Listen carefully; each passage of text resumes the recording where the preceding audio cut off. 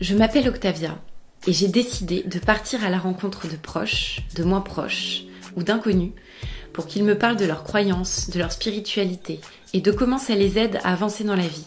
Vous écoutez, le paradis attendra.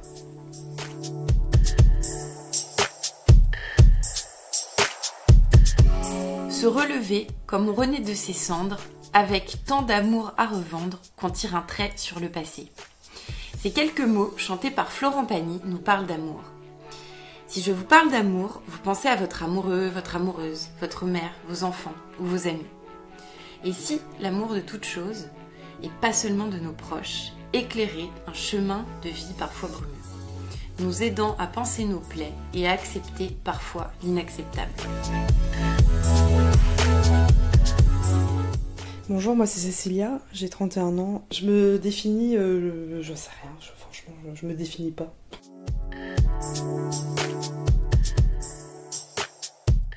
Pour moi, la spiritualité, c'est ça en fait.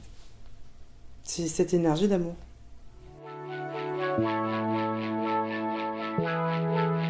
Je vivais une partie chez mes grands-parents et ils étaient très catholiques. Et du coup, on était plus ou moins forcés d'aller à l'église, de prier, etc. Je pense que ça m'a aidé à croire en quelque chose, ça c'est sûr. Par contre, moi, ça m'a toujours un peu semblé bizarre en fait qu'on me force à croire en quelque chose. C'est-à-dire qu'on me force par exemple à aller à l'église alors que j'avais pas envie, qu'on me force à m'inculquer des croyances sans que je puisse y réfléchir. Enfin, je veux dire, c'était presque imposé, quoi. Par exemple, je me souviens que on m'avait forcé à faire du catéchisme aussi à l'époque. Et du coup, j'avais posé une question, là, c'était pas forcément mes grands-parents, mais c'était la personne qui s'occupait du catéchisme. Je lui avais demandé, mais c'est bizarre, je devais avoir 7 ans, un truc comme ça.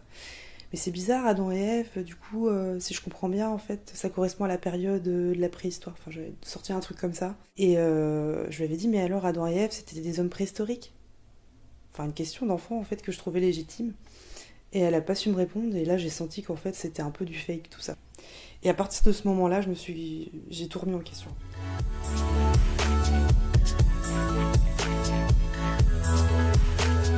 Moi, je crois plutôt en une énergie, quoi. Enfin, je l'appelle Dieu, hein, si tu veux. Mais c'est pas lié à une religion en particulier. Dieu, ça me rassure de l'appeler comme ça. Pour moi, c'est une énergie de vie. Donc c'est la vie, en fait. Dans les moments difficiles, je me suis toujours...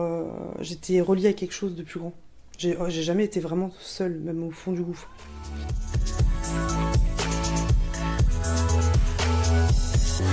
Surtout la perte d'être cher, je crois que c'était les moments les plus difficiles où vraiment on sent tomber comme dans un gouffre. Et puis moi, en fait, je faisais à chaque fois appel à une puissance supérieure. Je me dis, là, il n'y a plus rien à faire, en fait. Donc, je demande de l'aide Enfin, comme ça, comme je te parle à toi, en fait. Une fois, je me souviens, c'était après la mort d'Aurélien, donc mon ex-compagnon. J'étais partie prendre l'air, toute seule, en voiture, quoi. J'étais à Brest, à ce moment-là, sur le port. Et je me souviens, je pleurais, mais c'était un truc de fou. J'ai demandé, s'il y a quelqu'un, aidez-moi, quoi, parce que là, j'en peux plus. Et du coup, je me suis sentie apaisée, mais vraiment dans les minutes qui ont suivi, quoi. Pour moi, la prière, c'est pas forcément réciter une prière par cœur. C'est faire justement appel à une puissance supérieure, en fait. Quand on peut plus rien faire. Tu sais, quand t'as plus de solution, en fait.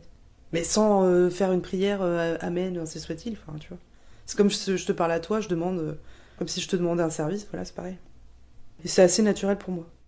En fait, si je traverse quelque chose une épreuve, par exemple, c'est quelque chose qui va me servir, en fait. C'est pas un truc que je prends comme un fardeau. Peut-être sur le coup, quoi, vraiment sur le coup. Mais je sais que ça va m'aider à développer des qualités, des choses comme ça. J'ai toujours su. Je pense que les épreuves qu'on traverse sont là, en fait, pour qu'on développe des qualités qu'on a au fond de nous, intrinsèques. La meilleure version de soi-même, c'est aussi traverser ses ombres, en fait. Et en faire quelque chose de bien. Enfin, à travers ces épreuves et ces ombres, faire ressortir une espèce de lumière. C'est pas forcément manger super sain, voilà. C'est vraiment traverser ça, être capable de traverser les épreuves en servant de ça pour être meilleur.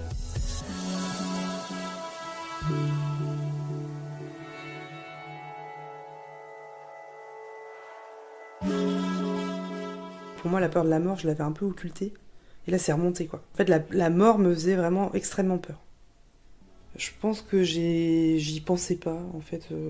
Jeune, ce qui est normal, je pense qu'on n'y pense pas. Jusqu'au jour où j'étais confrontée à des décès. Quand on vit des décès de personnes proches, alors que, par contre, si c'est des gens, je pense, un peu plus âgés, ça va un peu dans la logique des choses, même si c'est pas simple.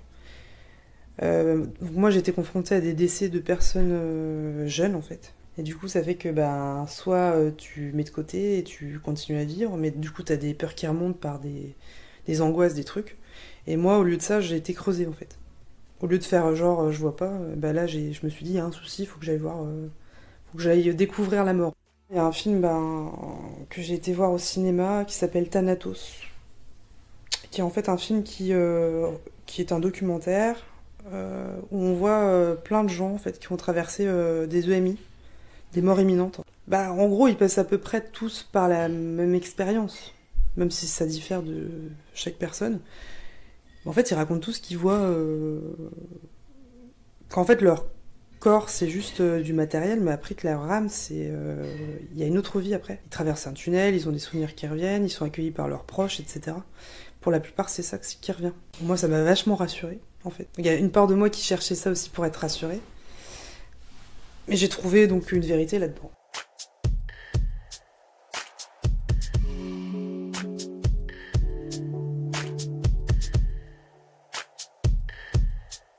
J'adhère au chamanisme parce qu'en fait, c'est surtout par rapport aux émotions. C'est au fait de libérer les émotions, etc. Je trouve ça hyper intéressant. Donc là, en l'occurrence, c'est chamanisme amérindien. En fait, on fait des cercles de guérison avec plusieurs personnes. Donc, c'est des méthodes ancestrales. Hein. Et donc, le but de ça, c'est de se libérer des émotions, des souffrances passées, etc., du transgénérationnel. En faisant des cercles avec un tambour, donc on rentre en transe. C'est une libération physique, on sait pas d'où ça vient, etc. Peut-être qu'on va avoir des images et des trucs comme ça. Moi, en l'occurrence, j'en ai pas eu forcément, mais je sais que j'ai libéré des trucs. Des pleurs, des cris, des rires aussi. Parce qu'on libère aussi la joie. C'est vrai qu'on pense pas forcément à ça, mais... Ou des joies qu'on s'autorise pas. Ou que des ancêtres sont pas autorisés. Moi, ça a été ça, donc ça a été...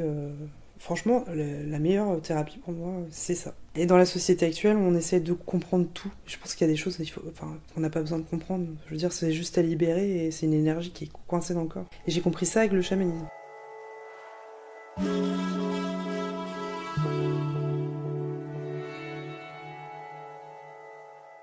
Moi, ce qui me fait me lever le matin, c'est l'amour. En fait, moi j'appelle ça la grâce. C'est des moments, mais même infimes, hein, où tu te sens vraiment connecté à tout, quoi. T'es plus juste Cécilia ici, un corps... quelqu'un en train de te parler, une personne... C'est vraiment une connexion. Mais des fois, ça arrive, c'est 2 secondes, ça dure 2 secondes. Mais c'est... tu vois, j'en parle, j'ai des frissons. C'est une reliance, tu vois, avec... par exemple, ça m'arrive quand je vais me promener dans la nature, souvent. Souvent, ça m'arrive. Si je regarde un coucher de soleil, c'est ça, t'as plus de pensée, tu te fonds en fait dans l'instant. En fait, si on part que du principe que la spiritualité c'est l'amour, pour moi on se complique la vie avec plein de pratiques. Alors qu'en fait c'est simple, c'est hyper simple.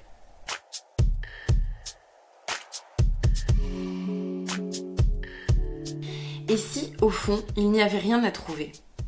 Si le simple fait de chercher, de cheminer et d'évoluer en tant qu'être humain était déjà une réponse aux obstacles, l'amour de toute chose serait finalement la plus grande forme de résilience.